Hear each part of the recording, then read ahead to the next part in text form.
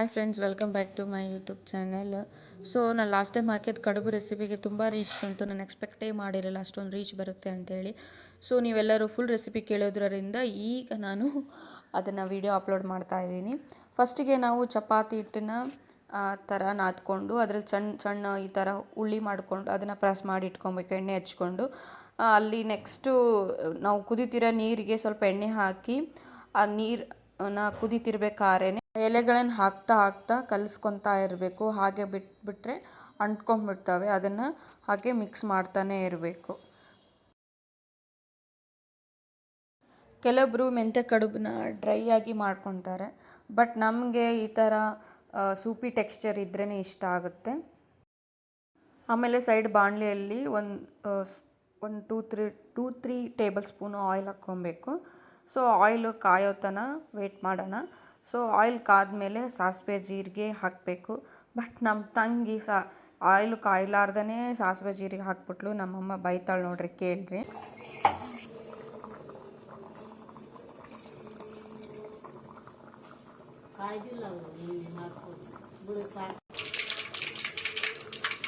ಸಾಸಿವೆ ಜೀರಿಗೆ ಹಾಕ್ಕೊಂಡ್ಮೇಲೆ ಬೆಳ್ಳುಳ್ಳಿನ ಜಜ್ಜಿಟ್ಕೊಬೇಕು. ಬೆಳ್ಳುಳ್ಳಿ ಜಾಸ್ತಿ ಹಾಕಿದರೆ ಫ್ಲೇವರ್ ಚೆನ್ನಾಗಿರುತ್ತೆ.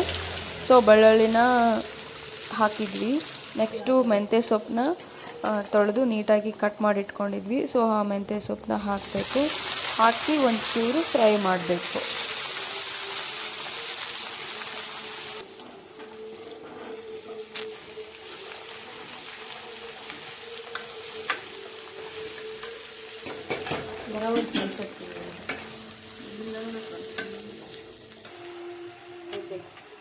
ಈಗ ಖಾರದ ಪುಡಿ ಹಾಕಬೇಕು.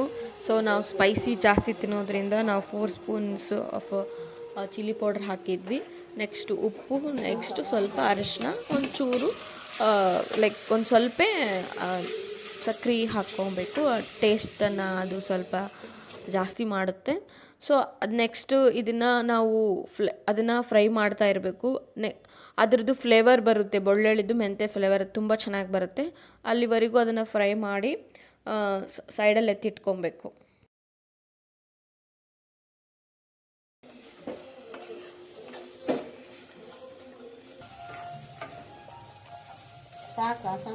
ನಮ್ಮಮ್ಮ ಸಿಹಿ ಕಡುಬು ಮಾಡಲಿಕ್ಕೆ ಆ ಕಡುಬನ್ನ ಸ್ವಲ್ಪ ತೆಗೆದಿಟ್ಕೊಳಕತ್ತಿದ್ದಾರೆ. ಸಿಹಿ ಕಡುಬು ಕೂಡ ವಿಡಿಯೋ ಅಪ್ಲೋಡ್ ಮಾಡ್ತೀನಿ, ಅದು ಕೂಡ ತುಂಬ ಚೆನ್ನಾಗಿರುತ್ತೆ. ನೆಕ್ಸ್ಟು ಇದು ಕುದ್ದಿದೆ. ಸೊ ಅದಕ್ಕೆ ನಾವು ಈ ಒಂದು ಮೆಂತ್ಯದು ಹುಳಿ ಇರುತ್ತಲ್ಲ ಅದನ್ನು ಇದರಲ್ಲಿ ಮಿಕ್ಸ್ ಮಾಡ್ಕೊಬೇಕು. ನಿಮಗೆ ಸೂಪಿ ಟೆಕ್ಸ್ಚರ್ ಬೇಡ, ಡ್ರೈ ಬೇಕಂದರೆ ನೀರನ್ನೆಲ್ಲ ಬಸ್ಕೊಬೇಕು.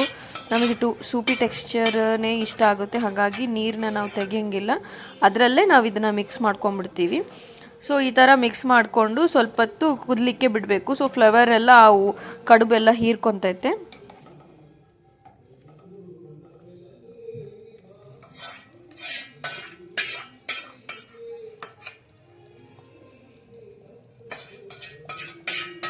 ರೆಡಿ ಆಗಿದೆ. ಈಗ ಪ್ಲೇಟಿಗೆ ಸರ್ವ್ ಮಾಡ್ಕೊತಾ ಇದ್ದೀನಿ.